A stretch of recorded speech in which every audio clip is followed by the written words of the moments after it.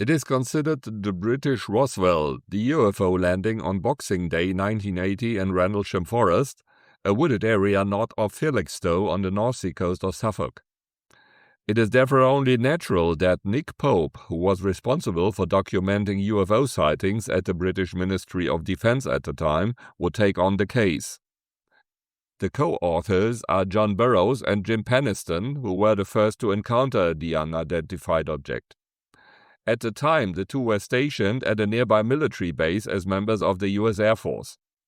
The incident is well documented, and most of the witnesses are members of the US military who were stationed in Britain at the time during the height of the Cold War. It all began with a few strange lights that John Burroughs spotted in the forest adjacent to the military base. At first, everyone thought it was a plane crash or something similar. However, it quickly became clear that something extraordinary was happening. Burroughs and Penniston eventually made their way to the source of the unusual lights. The path there, however, was made difficult by static electricity in the air, which sent shivers down their spines and made walking a struggle. Nevertheless, they reached a clearing illuminated as bright as day, in which stood a strange object.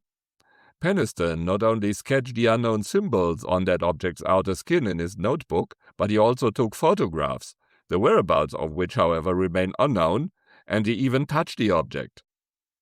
A few minutes later, it rose into the air and disappeared over the treetops. Left behind on the ground were a few imprints from its landing feet and a few broken branches from the surrounding trees. But the UFO returned the very next night. This time, it was none other than the deputy base commander who confronted the unknown object on that bitterly cold winter night. He was accompanied by 3 men carrying various pieces of equipment, including a camera and a Geiger counter, in addition to the usual items such as flashlights and radios. The commander himself carried, as usual, a voice recorder with which he documented his thoughts and impressions. To see in the forest at night, lighting trucks were requested. For unknown reasons, however, these did not work properly, causing delays. The commander and his team therefore advanced into the forest without additional lighting while they waited for new lighting trucks. First, they examined the known landing site from the previous day, but found no new traces there, only the broken branches, footprints in the soil, and elevated levels of radioactivity they had already observed. But a few hundred yards away from the landing site, strange lights appeared in the forest, red flashing lights, moving beams of light, and lights that split apart. These apparently emanated from an object hovering above the forest. A blue light even came towards the observers. John Burroughs, who had been there on the first night, disappeared into a beam of light from a landed object. When he reappeared a few minutes later, he couldn't remember anything. As events unfolded, additional objects and lights were sighted. It does appear to be a larger-scale UFO activity. Meanwhile, new reports of UFO sightings were also making the round at the base.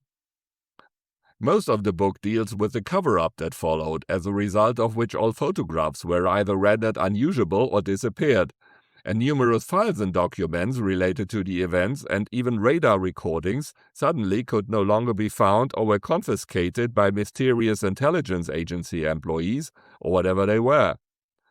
Essentially, the only things that survived were the audio recordings from the tape recorder, a complete transcript of which is included in the book. The scale of the cover-up is surprising, and the reader is left wondering about the reasons behind it. Towards the end of the book, a possible answer is suggested, namely that the UFO did not come from outer space at all, but was a time traveler from Earth. Unfortunately, there is no evidence to support this. Another possibility would be an interaction with a parallel universe. Furthermore, it appears that some officers in the chain of command were informed in advance about the landing in question.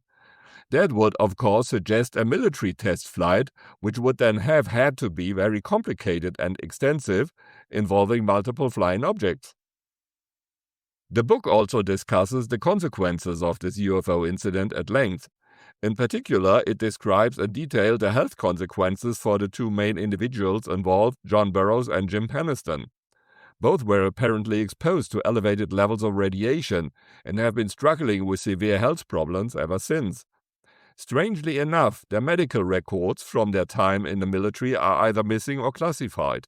No one knows why, which is yet another indication of a cover-up. A separate chapter also addresses some theories put forward by skeptics and doubters, ranging from the possibility that the witnesses were under the influence of alcohol or drugs, to hallucinations, pranks, light from terrestrial sources, meteors, fireballs, space debris, and even the Orford Ness lighthouse, which is said to have been responsible for the lights. Most of the theories make little or no sense. Some apparently originate from self-important individuals who wanted to make a name for themselves. The book also investigates several rumors related to the events in Rendlesham Forest, such as mysterious evacuations or a series of suicides, virtually all of which turn out to be baseless. Quite late in the book, in one of the later chapters, a message is presented that Jim Penniston received from the UFO when he touched its outer hull. He wrote down the message in binary code in his notebook, which can be seen in the book's appendix. An initial attempt at decoding yielded a series of coordinates, including the pyramids of Giza, the Nazca Lines, Sedona, Arizona, and the Temple of Apollo on Naxos, Greece. At 334 pages, the book is quite detailed and comprehensive. The appendix includes several documents, photos of Penniston's notebook, and a transcript of the crucial moments from the radio recording, as well as an index of people and subjects. What remains, however, is the fact that an unidentified flying object entered British airspace unnoticed and carried out strange maneuvers undisturbed in the immediate vicinity of a US military base. This is proven not only by dozens of witnesses, but also by a few radar recordings. If this was merely a test of the air defense system's vigilance, then it was astonishingly elaborate. Nick Pope with John Burroughs and Jim Penniston, Encounter in Rendlesham Forest. New York, 2014, Thomas Dunne Books, 334 pages.